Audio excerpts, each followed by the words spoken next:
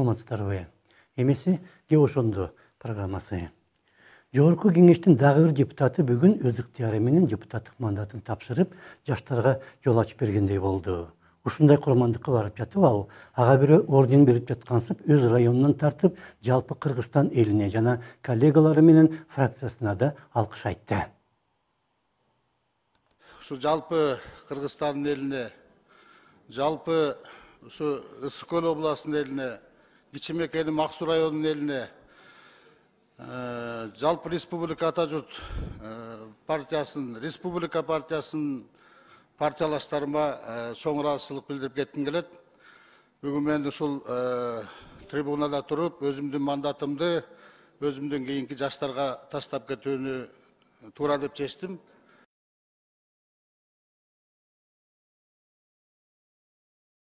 Жатат. Бирок анда эмнеге азыр колдон колго өтө баштаган депутаттык үчүн мурда айыгышкан талаш болду эле.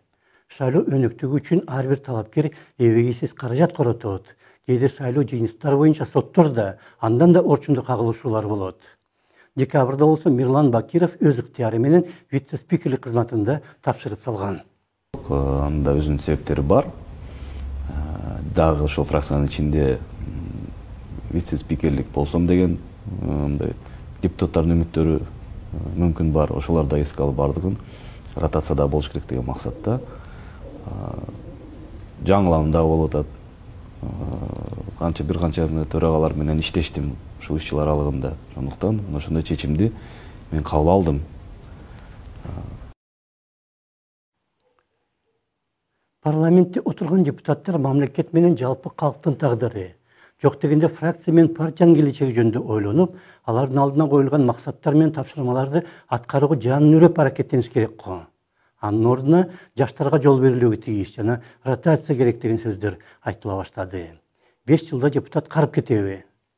Ротациядан кийин мурдагы депутаттын ордуна андан ким эмес саясатчы келсе бир жөн, бирок кетип жаткан адамдын ордуна ким келерин коом билбейт жана кызыкпайт дагы.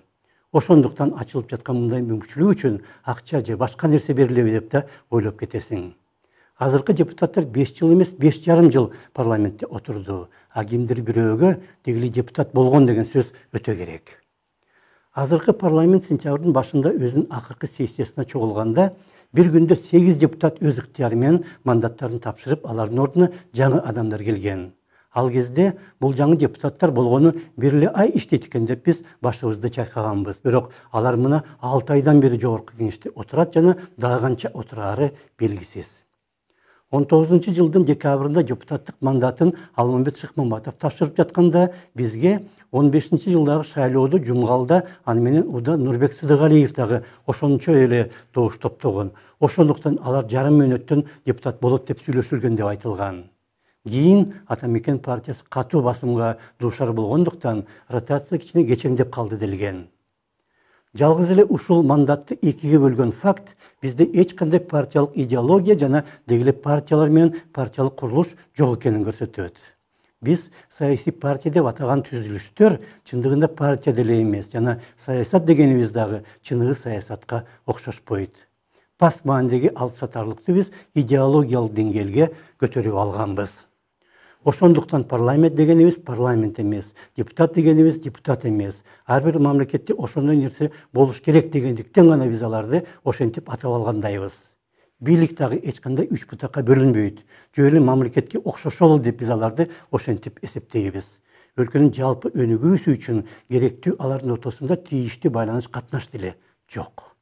Биз байыркы түшүнүгүбүз менен жашап, ошол турмушубузду башка өлкөлөрдөгүдөй кылып атап алгандайбыз. Ошондо саламатта калыңыздар.